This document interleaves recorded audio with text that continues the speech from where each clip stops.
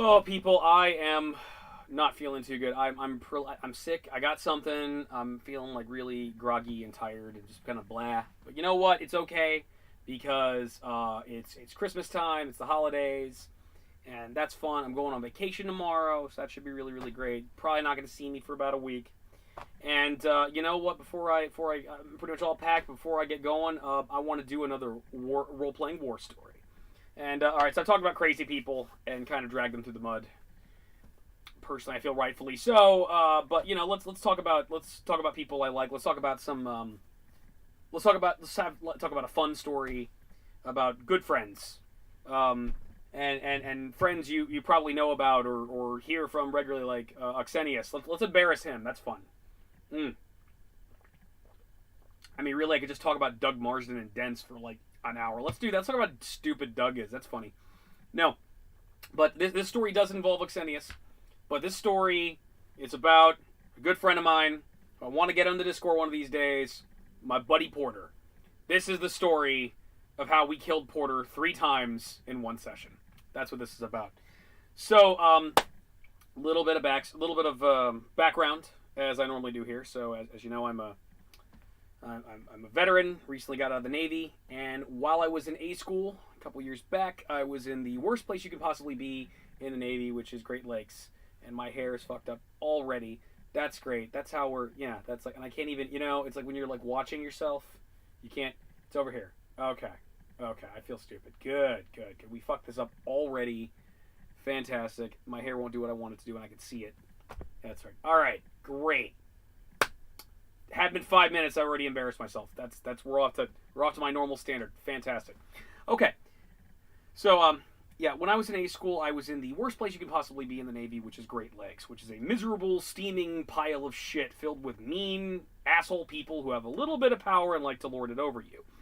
And it's also cold because it's in Chicago, and why would you want to go there, and many other things. And there are a couple good people there. Trying to make it out, but I heard stories from everybody. Just stories from even, like, there were, like, chiefs who were like, I've never been treated so poorly than I have been at Great Lakes. And that's where I met Oxenius, and I met Oxenius, and I met a friend of ours, Carver, and Howington, and Porter, and a bunch of other great guys. And you know how we survived Great Lakes? We survived Great Lakes by playing a little D&D in our downtime, and that's what we did. We played Dungeons and Dragons, and so for specifically, I think I want to say Oxenius ran a game of Pathfinder for me, in which I created the animal, my dumb Gary Stu Wolverine ripoff who bangs drow women and basically just copies everything Wolverine does in the comics and doesn't do anything original. But whatever, fuck you, I don't care. He's my Gary Stu. I created for a Pathfinder game, and that's we started off with that, and we went from there, and we played Tefra and other things like that. Basically, it was him, and I was getting a couple other people that were kind of starting fresh into D&D. Carver we'd met, and we talked about Carver's a vet, a gaming vet. He's got a little experience playing, so he already had this character, Manlius McMaximus, which is this awesome, really strong barbarian who just walks through walls. And like he's so strong, he could just like literally just walk through a freaking solid brick wall. He's just that strong. Strength check, boom, you made it. Dumb as a rock, but he's great and fun to have around. And he played that for the session. We also had there was a girl named Davis, last name Davis, who was also playing with us her first time. She played a druid. Howington also joined up for us with a bit where he was playing a deep gnome rogue. And then there's Porter, and then there was a guy who we kind of don't like anymore, who was reminded me suspiciously a lot of Jason, but just younger, and more of a pathological liar.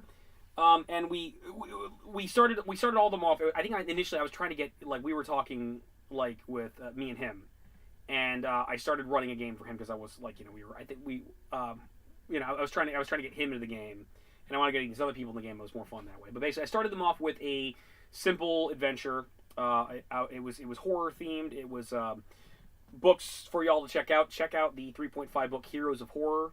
All about, it's Dungeons and Dragons, but it's all about using horror in your campaign. There's also some great monsters in it, like Grey Jesters and other little creepy, scary things, and just good ideas for how to bring about horror into your campaign and get the scares going. And there's a couple modules, adventure modules in it, and one of the first ones is to Grandmother's House we go. And essentially the bad guy is a green hag and a gray jester. It's basically an evil witch and Pennywise the Clown from It. It's basically what the bad guy is. And I put them through that adventure. They saved the kids and saved the day. And I added a couple things to that adventure for spice. Like I threw in a few more monsters and undead, like those bone rats, and a couple ghosts and undead monsters. And I also threw in a couple dinosaurs for fun. I had like Postosuchus, which is like a prehistoric crocodile type thing, just for funsies. And then I was thinking about just kind of ending it there. And I wanted to do I was thinking about running like a zombie apocalypse story. And specifically, I wanted to run like Modern D20. I wanted to do like, I wanted to bust out the Modern D20 books, and it's like, hey, you can play just an ordinary person, who works at a store, and has a mundane job, and you can go on an adventure too. And it was I wanted to show them that, and I was like, okay, so like I was gonna have to build a new character, but they were all really like excited about the characters they've made. They wanted to keep going. So they wanted to keep going in Dungeons & Dragons. And I was like, okay, well, I want to do a zombie apocalypse in Dungeons & Dragons. How do I do that? Well, we got my good old-fashioned campaign, City of the Spider Queen, that old classic, which I love and know so well. So why don't I run that? I know that. That's got a lot of undead in it. And it's like, yeah, but it's not really like a zombie apocalypse. It's this plot with the drow that's going to turn into a whole undead rover running the earth thing if people don't screw around too long, and you got to go into the Underdark to deal with it. And it's like, okay, well, what if, like, what if the spell that I raise Saran, the drow priestess of Karansali, what if the spell she's casting, there's some kind of unexpected, like, surge in the magic that she's doing that she didn't quite expect. And, like, even before she gets her army of revenants, a bunch of the dead in the city of Meramidra, which she's trying to raise up as revenants, like, right when she starts casting the spell, start springing forth as the undead and zombies. And they go out, but they're not just your boring Dungeon Dragon zombies that don't even bite you and are just made through necromancy. Oh, no. They're good old-fashioned Romero zombies. They're good old-fashioned Romero zombies, or they're good old-fashioned running Zack Snyder zombies. Yeah, they can bite and they can feed. And what if, like one of your players, some prick that, who has some, like, vampire wizard character with a silly name. What if he's all like, aha, I can't be affected by the zombie apocalypse because I'm a vampire, I'm immune to disease, and that. What if that's going on? Well, like, what if you take a little inspiration from your good old-fashioned Marvel comics and Marvel zombies and realize, no fucker, this virus, anything can be affected. What if we do that? And so, from that premise, I created Flesh for the Spider Queen, where basically it's City of the Spider Queen, except it's also a zombie apocalypse. And whereas normally City of the Spider Queen starts off with you go to Daggerdale, and King Randall Moore's like, hello, adventurers, and it's like, the drow have been raiding the city, and you should go to this crypt and figure out what's going on. Oh, and by the way, there's a vampire in that mausoleum that you should go check it. Nah, we're not going to do it. Okay, fine, just put a stop to the drow.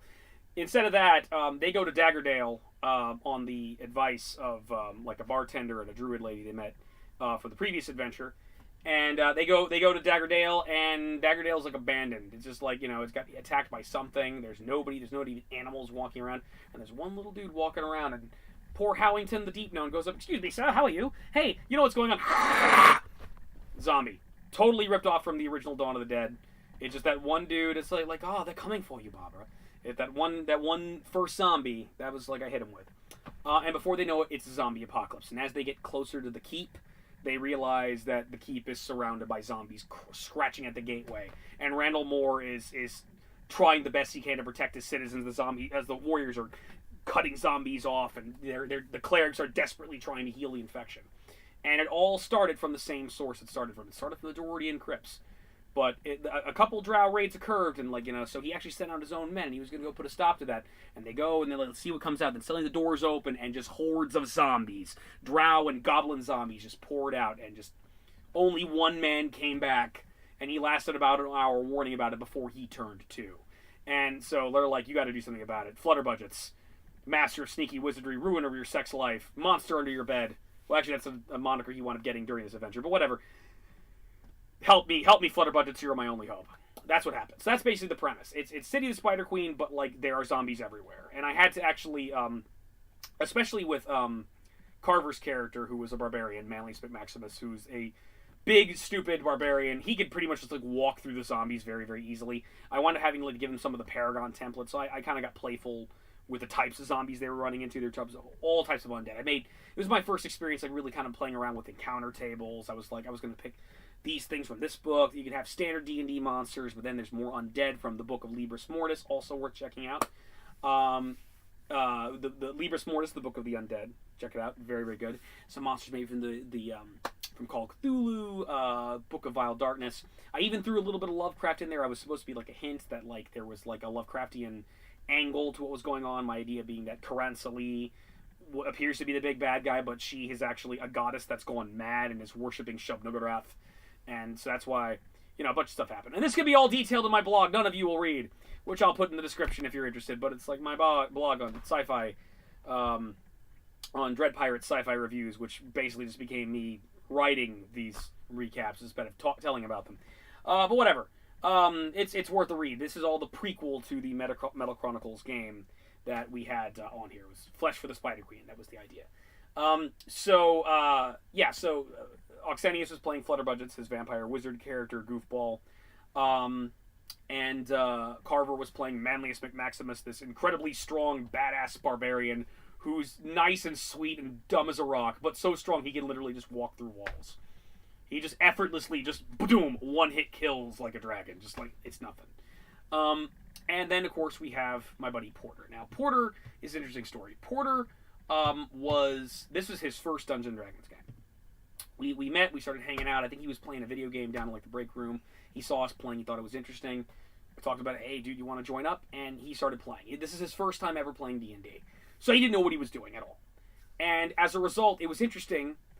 He wound up becoming the butt of a joke. Whereas, like, strangely, Oxenius, which is weird, especially if you've seen Oxenius, like, in Dense or things like that. Oxenius was like my star pupil. He was like my star player. It was like, he was like freaking Batman.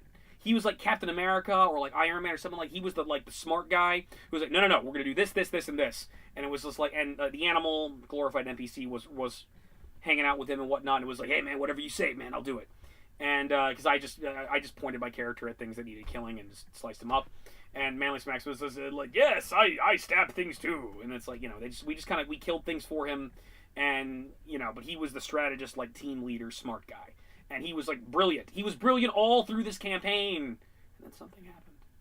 Something happened later on. Like, just, like, a couple... We left the base, and he suddenly became retarded. I don't know what happened. Meanwhile, and it's weird. They had brain switch. So, like, Porter, for, like, was like, he didn't know what he was doing. And it was, like, his character was dumb, didn't make the smartest decisions. He was noble and good and tried to, do the right thing. But he made a lot of dumb decisions and did stupid things and didn't know how to use his character. Like, the second character he made was a freaking Scion. And, like, good luck. I finally figured out how to run Scions thanks to this whole thing. But Jesus Christ, Scions are, like super fucking complicated. Especially if you're just getting used to wizards. And again, I'm a fighter guy. I'm good. Good. You want to play a barbarian, a fighter, or maybe even a rogue and ranger, dude, I got your back. I know how to do that just fine. But wizards, it's like, it's not that I can't do a wizard, it's just that I have to do, like, there's another hour tacked onto my character sheet. Because I got to figure out what spells I want, what spells I'm going to do here. Well, maybe this isn't the smartest spell. Maybe I should use this spell. Yeah, I'm like, I know fighters. I know weapon focus, weapon specialization, greater weapon focus, greater weapon specialization, improved critical, etc., etc. I know how to kill things with a sword. Very, very good. I'm very good about that when it comes to D&D. Like, wizards, it gets more complicated. Did I pick the right spells? Should I pick them from this book? Look, you have all the options in the world, but it's almost paralyzing. There's too many flavors of ice cream to pick from. But then there's psionics, which is, it's like spells, but it's psychic powers. So it's like just as complicated as being a spellcaster, but it's a completely different animal. And again, you know what you're doing with it, you can kick a lot of ass with Scions, especially 3.5 Scions. This guy, Porter Scion, Psycho Helmet, based off of Mob Psycho 100. He's a big fan of Mob Psycho 100, which, no thanks. Being the anime snob that I am, I'm like, no. Dude, this guy was sick. This guy, he was also an Unbodied, which is like, essentially, they're the brain spawn from fucking Futurama. They're basically, they often appear as a big floating brain. I'm a gigantic brain. But they're really incorporeal and can look like whatever they wanted, so he's looking like this big anime kid floating around. Yeah, nobody like he's incorporeal. He's like blasting people with laser beams and things like that. But a lot of times he would not necessarily what I would think would be the most smartest or tactical decision. And it's like, and a lot of times like the fight would get a little bit tough and he'd run away. And before you know it, I wound up like killing him like more often than not. And so, yeah, like Porter was my fuck up. He was my fuck up. And then the moment like I left Great Lakes. Oxenius had left prior to me leaving. And like he, you know, and like things were, and again, he was like my star pupil, my star player there. And then I left, and I went to Norfolk, and I went somewhere else before I went to Norfolk. I'm at Norfolk. I run into Porter. Norfolk. Porter, buddy, we hang out, and we're like, dude, I never finished that game. You want to finish that game? And like Porter, like somehow saved everybody. Like Porter had left. The last game we played with Porter was like things were as shitty as they possibly could have gotten. The bad guy was gonna win. I had killed a ton of his freaking characters, and it was like we're like the Forgotten Realms are fucked. They're gonna be forgotten by the end of this. They're gonna be like a bunch of zombies and evil gods and Lovecraft monsters just gonna fucking destroy the freaking planet, and it's all Porter's fault. It's all of his friends are dead. All of the heroes, all the other pieces are fucking dead, and they were killed and now made into revenants working for Ira. Things were fucked, and then he rolls up. This motherfucker rolls up like a pimp. Like a fucking pimp at Norfolk. With this new character, this like Oracle lady, Griarara, and just pulls it out. Just pulls it out. Saves the whole damn world. Saves the whole damn world. Just like pimp. Pimp. Just like, gotcha, bitch. It's just like, he just fucking like pimped it. I don't know how. He did. But like, he saved everybody. He brought everybody back to life that died. He completely turned it around, kicked Iray's ass, saved the fucking world. It was wild. It was wild. I was just watching like They Live for the first time all the way through the other night. It was like that. Roddy Piper, man, just give up, man. There's no point. The aliens control too much. Fuck you. Boom. Roddy Piper blowing up the signal. Everybody knows about the aliens now. Saved the fucking world, man. Pulled it out of his hat. Meanwhile, you know, I roll up and hang out with Oxenius again. We start doing this online gaming thing, and I don't know. They had brain switch. It's like Oxenius is all of a sudden like blah blah blah. Blah.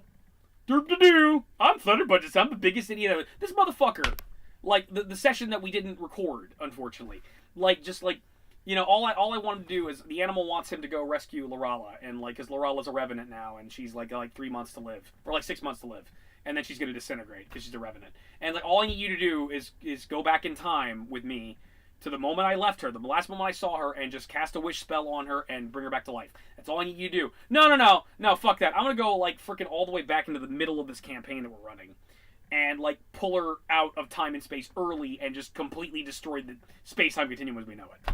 Yeah, it's Days of Future Past, Terminator Future with Cthulhu. Great, thanks. Yeah, just...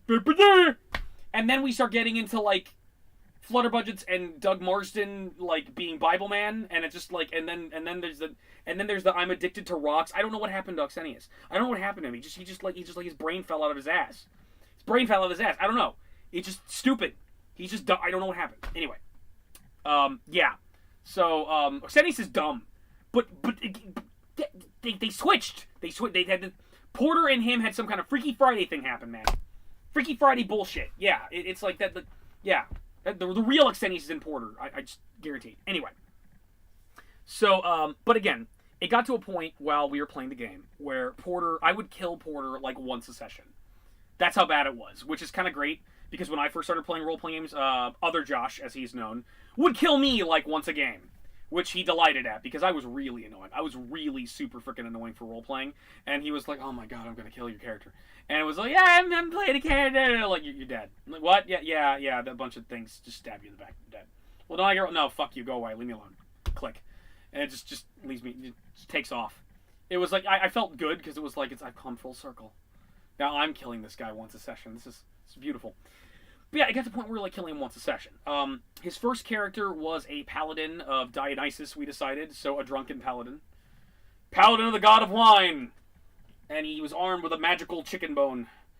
I think I decided it was like a Paragon chicken. It was a Paragon turkey.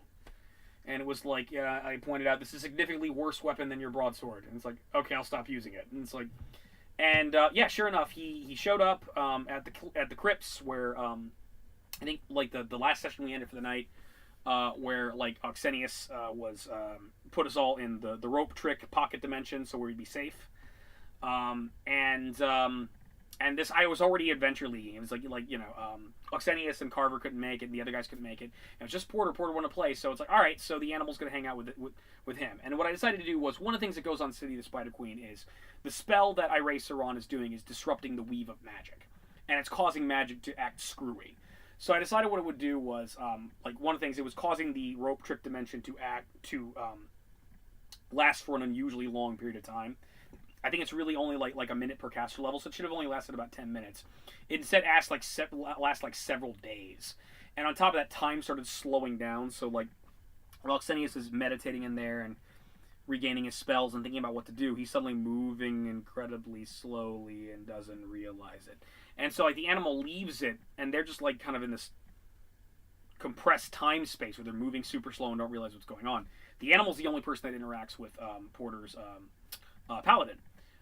We run into a bunch of Revenant drow, and his paladin dies. From then on, he starts playing Psycho Helmet, and Psycho Helmet had a bullshit ability as a Scion where he's a kineticist.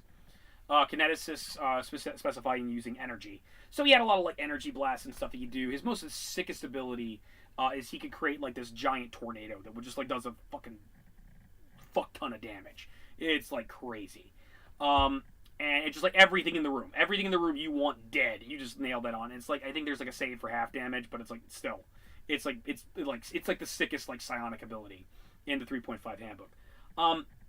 But yeah, he was a kineticist, and as a kineticist, he has a bullshit ability where if he's reduced to 0 hit points, instead of being knocked unconscious or dying, he has to make a will save, and the will as long as there is an open flame within a certain radius, and I think within a mile radius or maybe 90 feet, something like that, he can make a will save, and he explodes, but in one day he comes back to life.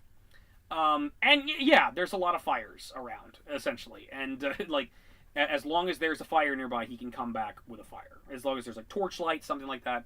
And there's also some kind of bonus he gets to it too. So literally, I think he had to make a -5 on a d20 roll. It was something ridiculous. It was the only way he could fuck it up is if he rolled a nat 1. So it was yeah. So he basically had this bullshit ability where he can come back to life a lot. And again, he would do really dumb things where it's he didn't really quite understand his powers and abilities. So it's he was essentially a character that could kind of end the game instantaneously because he could astral travel. So he could just port to the astral train and then travel on the astral plane to go to places that we hadn't seen on the map yet, way in advance. And I was playing around with an idea that he was a couple other characters. He was with forgetting this guy's name, but his character was Tacitus. Tacitus was a Tefling Hell Knight. So he was so he was you know about Teflings. Teflings are people with demonic ancestry.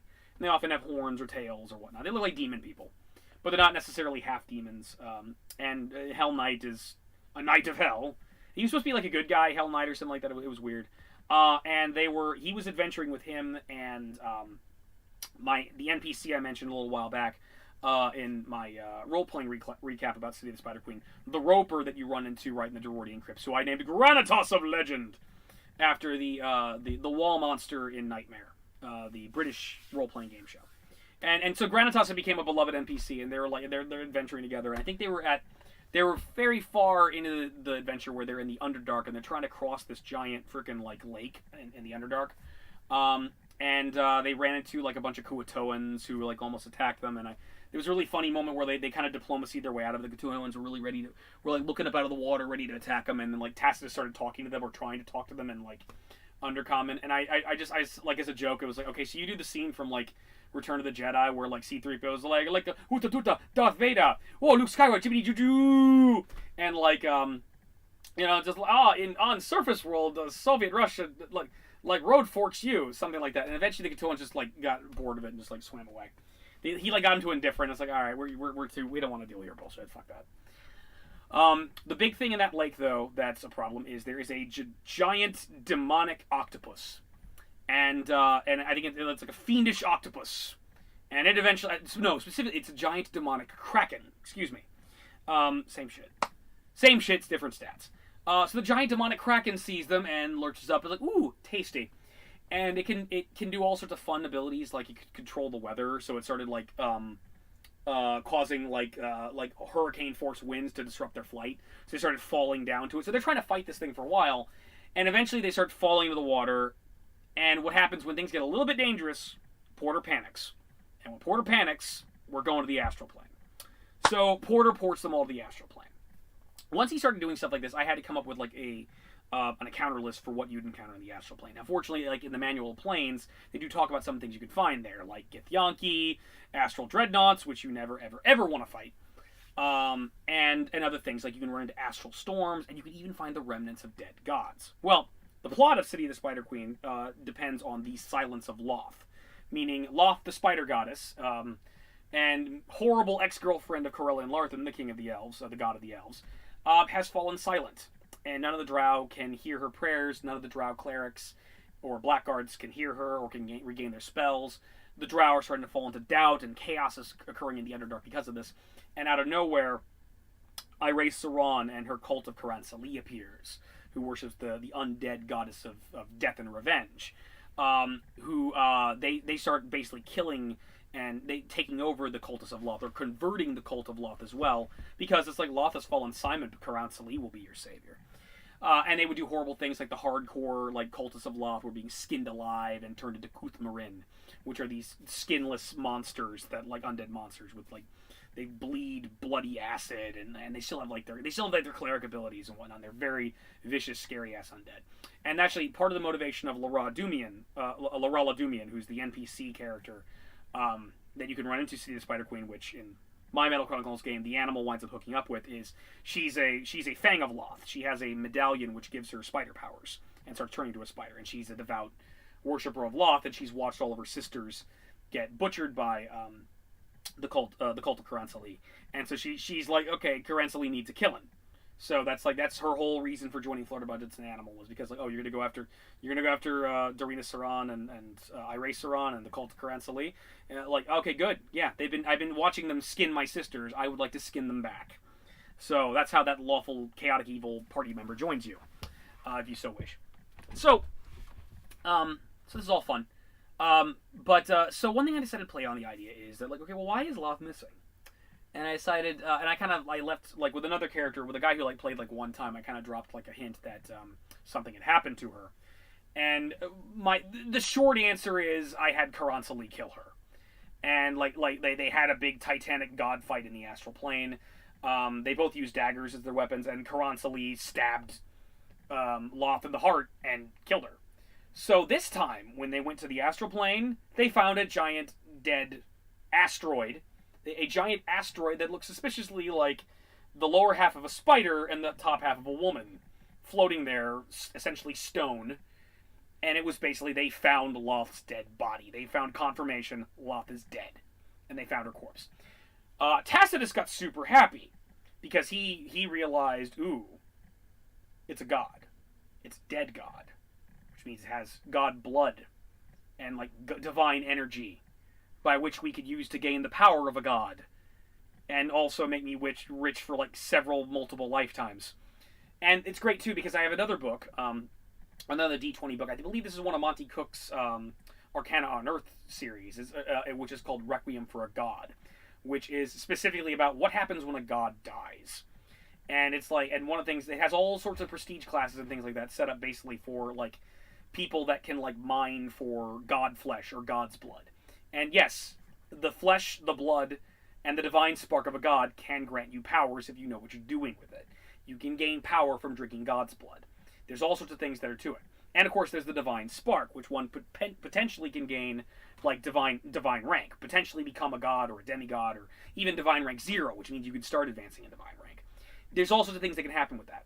So like he's like, yes, the dead body. Like, partially it's first. Oh my God, it's Loth. Loth's dead. This is what. Oh my God. There's the like plot stuff. Plot stuff started happening, and then Tacitus is all like, oh, yay, a dead god. I can mine this thing for blood and flesh, and we can use it to save the world. Yeah, good. And now I can be rich for countless lifetimes. Yes, I can become a god myself. The end of the session. Player playing Tacitus couldn't join us the next time. Just Porter. Porter fucks things up. Porter fucks things up hard. So while I decide, okay, so Tacitus is on like the surface of Loth, like digging, like freaking like Yosemite Sam, yeah, it's all mine though, you know, Daffy Duck, like it's mine, you understand, mine. You know, he's like digging for God's blood and gives God's flesh, and he's like preparing his career. Porter's character Psycho Helmet decides like to go look at one of the little floating orbs of divine sparks just floating around the body. And they have rules for how you handle Divine Spark. It's like, it does have an AC. It resists being grabbed. Like, if you try to grab it, it try to shoot away from yourself or something like that. It has defenses built up on it. He tries to go up. I'm going to go up and grab one. So he tries to get one. He misses.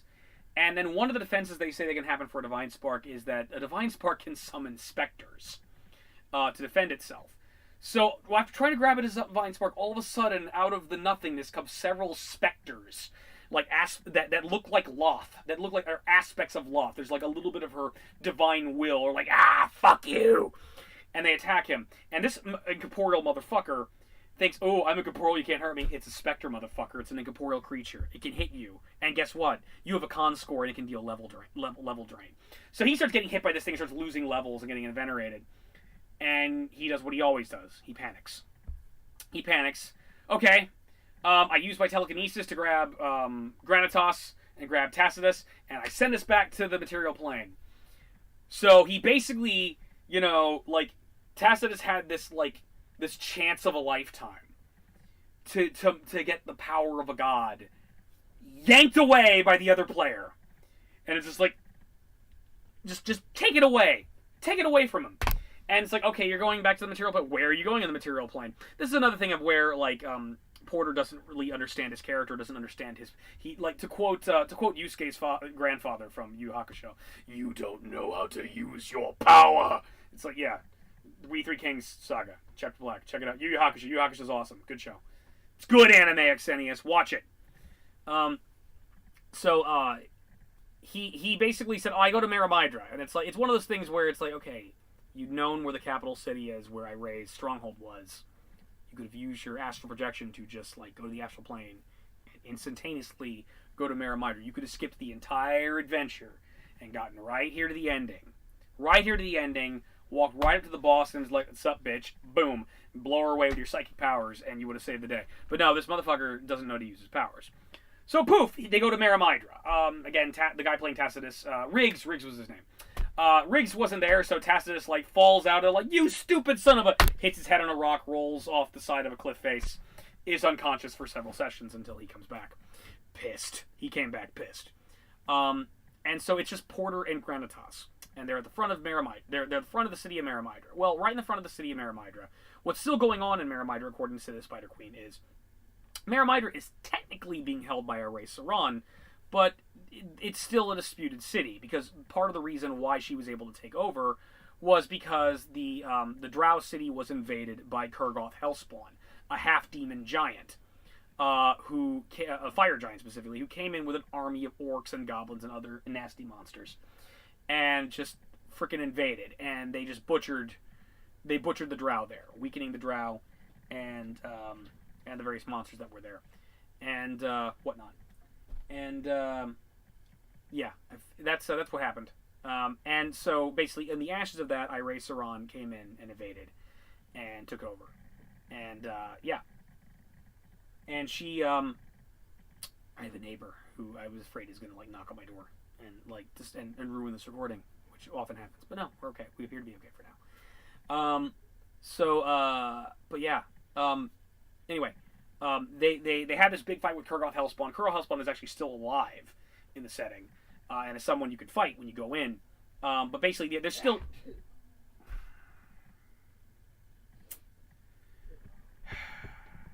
That would be my neighbor sneezing. Okay, I'm gonna have to edit this. Whatever, I'll edit it. Anyway, there's still, like, the Drow forces and Kurgoth Hellspawn are still warring with each other. And so Aray is still doing her best she can to kind of maintain her power over the city. And on top of that, we have zombies running around because of the stuff I added to the setting. So right when you get to Maramydra, right at the city gates, there's a bunch of fire giants just waiting for you. So the fire giants are there. They attack. They're very powerful. They're way more powerful than what Psycho Helmet or Granitas are meant to encounter. And on top of that, they basically skipped a bunch of encounters. Like they skipped from like Zith Borkane all the way to Maramydra, and as a result, didn't encounter any of the stuff that's in between there, and would have, as a result, leveled up. So that didn't happen. So as a result, they are super weak for this encounter. The fire giants wreck their shit. They kill Granitas of Legend, killing a beloved NPC. Thanks, Porter. And they kick Porter's ass too. They kill Psycho Helmet. Psycho Helmet dies, but they're right around a big campfire right in the front of the city. So he makes a save. He's going to come back during a day. And so it's like, meanwhile, like, okay, so you know the little saying, you never split the party? Well, the problem is we have different people at different locations doing different things. So we super split the party. And unlike Spoonie, I'm not a pussy. So if, like, my party member's going to run off and do different things, I'll run it. I'll do more extra work. Because I'm not a pussy. I'm not a fucking pussy, Noah. I can handle that shit. So, yeah. So I got Flutter Budgets in one location. I've got Manlius Maximus in another. And we'll get to what Manlius Maximus does at the end of this session. He's not the kind of the star of this thing, but what he did is so awesome. It's worthy of being mentioned, so I'm going to mention it here. But yeah. Meanwhile, but they're running around doing things, and they're not going to sleep. So it's like, basically, Psycho Helmet can't come back to life until a day has passed. So I'm like, okay, dude, I'm sorry, like, they're not sleeping right now, so I can't have you come back to life. Hey, roll up a new character to do something with, and then like when they finally settle down for the night and a day passes, Psycho Helmet will come back to life, and I'll run that for you. And so he's like, cool. He decides to make a character called Husked Death Scythe, which I think is another, I think it's like an Overlord reference. It's another anime reference. But anyway, he comes up with this idea of, like, he wanted to play a necromancer. And he kind of described the guy as having kind of like, a little bit of face paint, kind of being, I think he was very inspired by The Princess and the Frog. He wanted to be like the Shadow Man. And so he described himself having kind of like that white voodoo ghost face paint on and whatnot. And so I'm like he's describing this whole thing, and I'm like, okay, so you're basically Papa Shango from the WWF. Before it was the WWE. And he was like, fuck you. And I was like, it's cool. Papa Shango's awesome. Papa Shango was the arch enemy of the Ultimate Warrior. That's great. I hold Papa Shango in high regard. So he's Papa Shango / the Shadow Man. He's this voodoo witch doctor necromancer guy. Meanwhile, again, as I mentioned earlier in the recording, the zombie virus in question is very much a Marvel Zombies virus. Oh, you're undead or a construct and you're immune to diseases? Not anymore. This shit is very supernatural. And you are taking debilitating effects. It works differently. It doesn't weaken your con score, but it weakens everything. And basically, Flutter Budgets at some point has gotten bitten, and he's noticing he's getting weaker. He notices specifically his dexterity is being reduced, which is bad because he's essentially Xenius's premise for creating Flutter Budgets was, I'm a rogue wizard cross class. I am a sneaky wizard. I'm a stealthy, fast wizard. I can do rogue things and I can do wizard things. That was his idea. So all of a sudden he notices that his dex score is decreasing, and that sneaky wizard ain't so sneaky no more. So he's starting to get weaker and slower. And he's also feels like he's starting to lose his mind. Like his vampire bloodlust is getting out of control.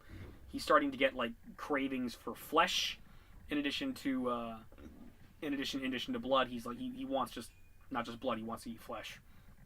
And so basically for itchy tasty. For those of you Resident Evil fans out there, he starts starts realizing like he didn't have long. It's like he's gonna turn into a zombie. So he's not sure what to do. So what he decided to do was he decided to go back. He had a bunch of previously established when he started this whole campaign. In grandmother's house we go. He wanted to take leadership, and he wanted to gain a bunch of followers. So what I imagined was like they saved this whole town, the town of Dumford, from this green hag and a great jester who had abducted a bunch of children, and they rescued the children of the town from being eaten and being enslaved by these monsters. And so what I decided was the older children of the town were super grateful that their younger brothers and sisters had been saved, and essentially I decided these were like medieval goth kids, and they thought like, wow, he's a vampire but he's really cool, So they decided to follow him. So he had this whole little group of followers that were working with him. Essentially, like, goth, like, medieval goth scene kids. And he had one, like, he had, like, one, his cohort who was, like, I think his name was David. He was, like, the guy, he was a fighter, a sword fighter. And I had a joke that one of them was Bella Swan from Twilight. I called her Kristen, after Kristen Stewart, and she was just, make me a vampire. Make me a vampire. And she kept on, like, following him around. Which apparently, like, as of the Halloween game, he decided to marry. And, like, why? And it's like, why would you, what the, and he was like, why do you think I'm in Silent Hill? Why do you think I'm not spending time with her right now? It's just like, never get married, kids. That was a joke. Whatever, fine. So, but, like, he was, like, he didn't want them to get hurt, so he had them held up in, like, this farmhouse that was near the crypts, that, like, so they're barricading the place, zombie apocalypse style, and, like, David's watching over everybody. And any, like, player character that, like, they can't play because they're busy, or, like, they've left the base, it's like that, this character's an NPC now, they're, like, holding up there and, like, fighting up the zombies every day, just doing the zombie apocalypse thing, and trying to survive. So he's going to go back to them. One of them there is an elven druid named Elizabeth, and it's like, I was thinking, like, well, maybe she can help you. Maybe she can, like, he realizes something's wrong, and he doesn't know what. And this is one of those things where it's like, I think about it now, it's like, Xenius is just dumb. He's just, like, I thought he was, like, my smartest player. I figured he was going to start asking questions, like, why is this happening to me? What's going on? He was going to do rolls and figure it out and maybe fix it. Nope. But he initially seems to be doing the smart thing. He's basically decided, okay, there's something wrong with me. I need to figure this out. So he starts leaving. He leaves the Underdark, and he leaves the Dwardian crypts, and he goes to the crypts, and he realizes there's a bunch of zombies everywhere, and he's sick and tired of fighting zombies. I made the zombies very annoying at a certain point. Because, like, it's a zombie apocalypse, you never know, around a corner, zombies could show up. I calculated it probably to a fault, where every couple of rooms, I had to do a roll to see if you get attacked by zombies or some other type of random encounter. Much to their chagrin, because Xenius is kind of a pussy and can't handle combat. You're a pussy, Xenius. You are. You don't like combat. You're a bitch. You're a bitch.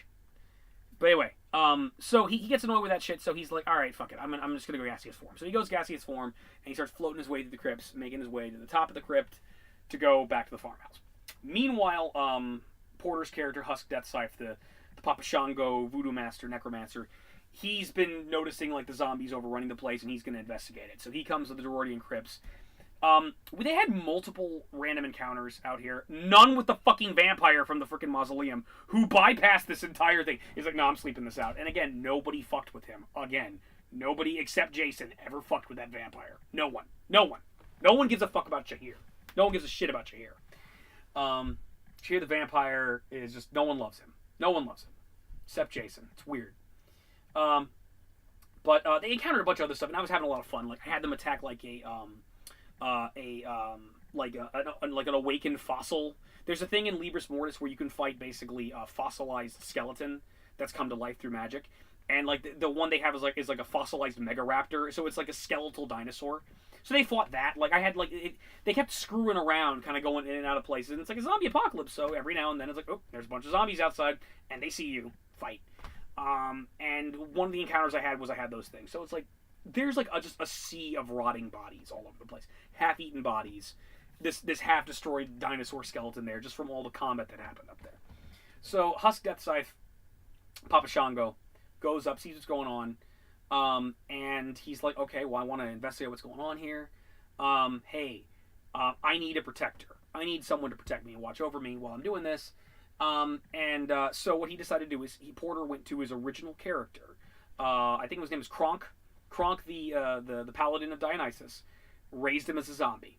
And it's like, okay, I've got a zombie paladin who's going to walk around with me and protect me. That's what I'm going to do. Meanwhile, while this is going on, Flutter Budgets is a giant puff of smoke floating past all of this and just kind of ignoring Papa Shango and just going to float off to the farmhouse. Well, he was out there, so he watched what this guy was doing. And apparently, like, Flutter Budgets has a real bone in his ass about necromancy. Like making zombies is bad, super bad, no. Which is hilarious because a day before this, he murdered a person. I'm a pain in the ass and I add stuff I shouldn't add. I had like a freaking space marine from Aliens show up. Like it was just used to have guns. like walking around. He like landed on the planet, was confused by all the zombies and shit. And he like snuck up on him and tapped him on the shoulder. Like, oh! So he rolled on him and tried to shoot him. So like Flutterbug just bit slaps the poor guy and it venerates him. And he was like a 2-hit die creature. And so all right, well that guy's dead. So he just murdered this guy, put his body in a coffin, and had the Deep Gnome, the Deep Gnome, like Howie's character, like watch over it for a couple of days. And just like, and turned into a vampire spawn. It's like pounding on the freaking like coffin trying to get out. And it's like this guy murdered a dude a couple days ago and turned him into a vampire against his will, and then treated him like shit. Treated him like shit. You are my bitch now. You are my vampire. You will do what I say. He like totally went on the power trip with this guy. Didn't try to be a nice guy vampire at all. Didn't try like, okay, look, I'm sorry, man. I didn't mean to kill you, but like, look, you can't hurt me. I am your sire. No. It's like, look, I need your help. No, it's like, you're gonna do what I say, fuck you. He was a total dick to this guy. You know, this poor vampire space marine. So, but no, he sees the guy fucking raise a guy as a zombie, and he gets all judgmental. So he rematerializes in his vampire form. He's like, zombies bad. Necromancy bad. You, sir, are a poopy head, and you should not be creating zombies. And then, like, Huff's Death Side, like, Papa Shango's like, well, no, you're a poopy head. I like zombies. Zombies are cool. It's like, no, they just basically did Yo Mama jokes back and forth for about 5 minutes. It's hilarious. And after basically shit-talking each other for like 5 minutes, and I'm just like giggling, finally, like Flutterbug just gets annoyed, and Loxani says, oh, I'm gonna drop a fireball at his feet. And so I'm just like this. So if you've ever been in this situation now, other Josh can relate to this. I think a lot of people I've talked to, players and Dungeon Masters, can relate to this. It's like, some, little bitch DMs, some little bitch Dungeon Masters get all bent out of shape when the party starts fighting. And again, maybe this is what created the Anubis incident in the first place. To me, players, you're just a bunch of ants. You're just a bunch of ants and praying mantises and spiders that I put into a jar and shake up. And I just watch it kill each other. It amuses me. It's like dance puppets dance. I love it. Fucking love it. So it's just like, oh good, they're killing each other. I don't have to do anything. I just watch. I just referee. So they start fighting, and it's great. So Flutterbug just drops a fireball at his feet, and it's like, all right, he hit you with a fireball, man. The fight is on. Okay, Husk Death Scythe. What are you gonna do? And mind you, poor Porter, he's brand new. He doesn't know what he's doing. I let him level up. This was a 3.5 thing, but again, I'm dealing with a bunch of kids, and as I've said before, if you're looking for new D&D players, most of them play D&D, and most of them play the earliest form of D&D, the latest, hottest form of D&D, which right now is 5e. So I'm like, okay, look, you can play 3.5, Pathfinder, and 5e if you want. Which Oxenius gave me a ton of shit about, because it's like, oh, well, you let him play 5e, that's confusing. It's like, yeah, again, if you know what you're doing, 3.5 and 5e, they go together pretty well. It's like peanut butter and tuna fish. It goes better than you think it will. Or not. Peanut butter and chocolate, I'm weird, I'm sorry. This video's off the rails already. It's off the rails already. Anyway, whatever. I don't care. So he has like his spell list is like a 5e spell list. So in which I'm less familiar with. So I'm like, all right, dude. Okay, Flutterbug just dropped a fireball right in your face. What are you gonna do? Say, okay. I'm gonna cast Wall of Souls. I'm like, all right. What does that do? It creates a big wall in front of me, and it's made of ghosts. Okay. And what are the ghosts do? Well, if you cross the Wall of Souls, you take 3d6 necrotic damage. It's like, okay, so are you putting it in front of you, or you casting it at him? I was giving him a chance to not fuck this up. What you're supposed to do with wall spells in Dungeons & Dragons, offensively, if it's like Wall of Fire, you don't make the Wall of Fire like this, that if they try to cross it, they get burned. No. You do it this way. You do it as a fucking line. So it's a line of fiery death that hits and stays at your target. And one side, like one side of his allies gets pelted with heat. That's what you're supposed to do. You're supposed to use Wall of Fire offensively. Wall of Ice, anything like that. So Wall of Souls should be the same. You cast it at him. No. He puts it in front of him. No, I'm gonna put it right in front of me. Put it right in front of me. And if he crosses it, he takes 3d6 damage. Okay, so it's like a wall of ghosts, right? Yeah. It's like, yeah. So they're incorporeal, right? Yeah. Which means he can lob projectiles and spells through it, right? Yeah. Good job, man. Good job. Great job, Porter. That's going to turn the tide of the fight right there. Your shit don't stink. So Porter's character dies. Again. Second time. A little more detail. So, Oxenius laughs. Casts a cone of cold on him. He's like... And, of course, he's starting to lose, so... what does Porter always do? Porter runs. Porter tries to run inside of the crypt, which is smart, reasonably so. It probably would have been better for him just to shoot his wand and keep casting things at him at this point. But basically, unfortunately, he was not out of Oxenius' range. Flutterbudgets could still see him. Cone of Cold, freeze Husk Death Scythe. Husk Death Scythe falls over and cracks him too. He's dead. However, so again, this is one session. One session.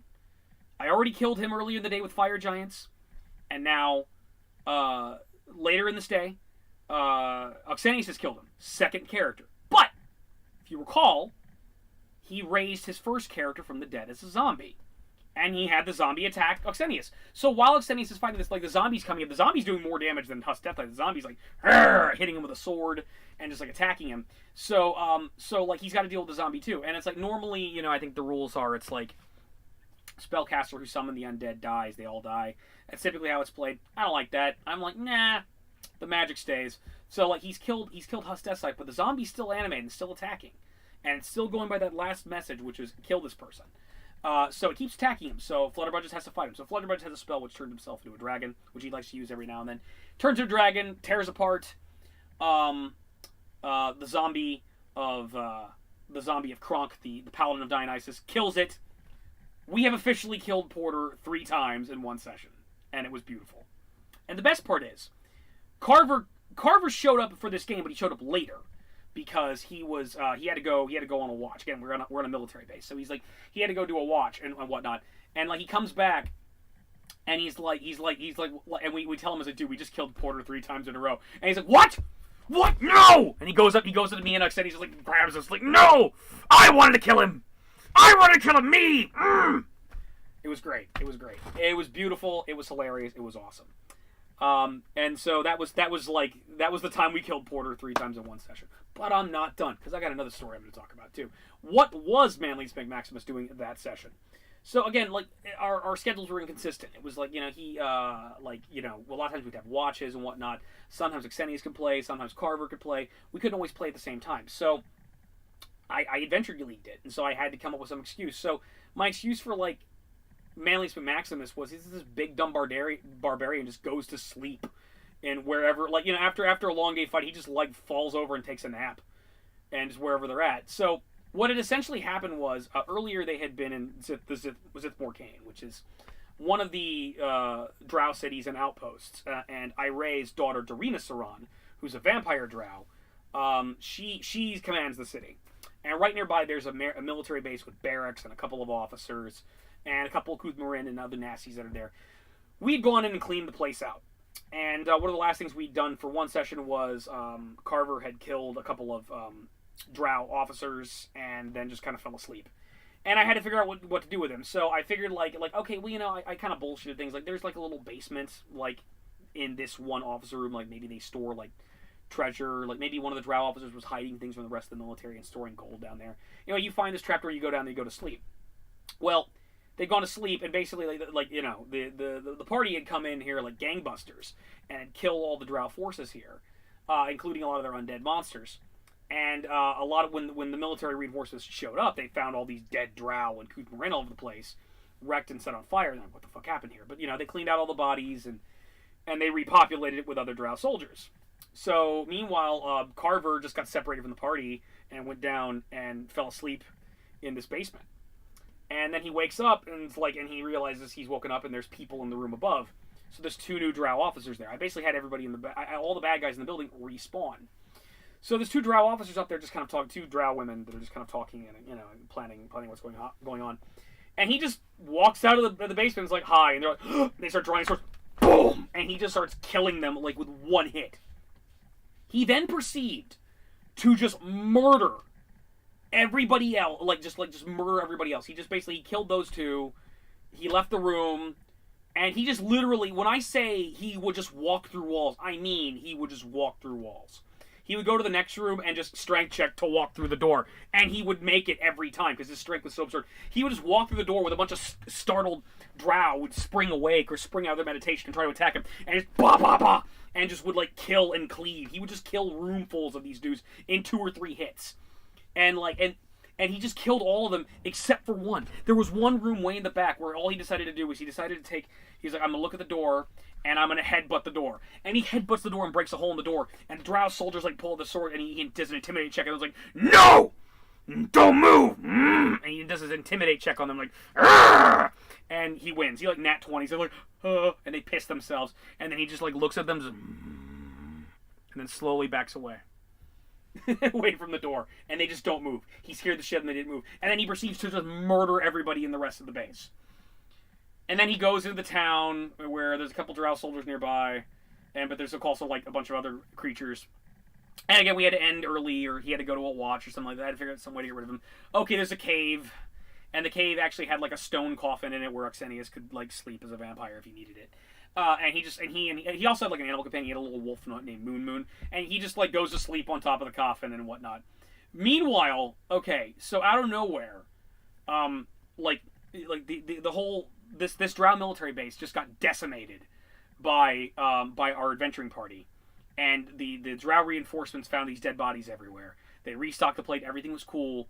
And then, like, a couple of days later, they go back. Everybody's dead except for 3 terrified, wetting themselves drow soldiers who talking the story about this crazy human barbarian who smashed his head through the wall and yelled at them and then murdered everybody else. And he's just gone. So what I decided was, okay, now the drow military are refusing to go back to that military base because they believe it's haunted. They believe it's haunted by the angry ghost of Conan the Barbarian, who keeps on murdering people.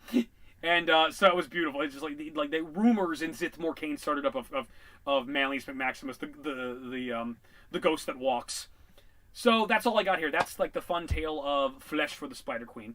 I will include, if I can find it on the Trove or somewhere, a good PDF where you can find Heroes of Horror and Libris Mortis. I'll put it in there. I'll also include the Dreadpirate sci-fi reviews for those of you who are none of you who are interested in reading my role-playing recaps. But if you want to, there you go. There's the original Flesh for the Spider Queen story is there.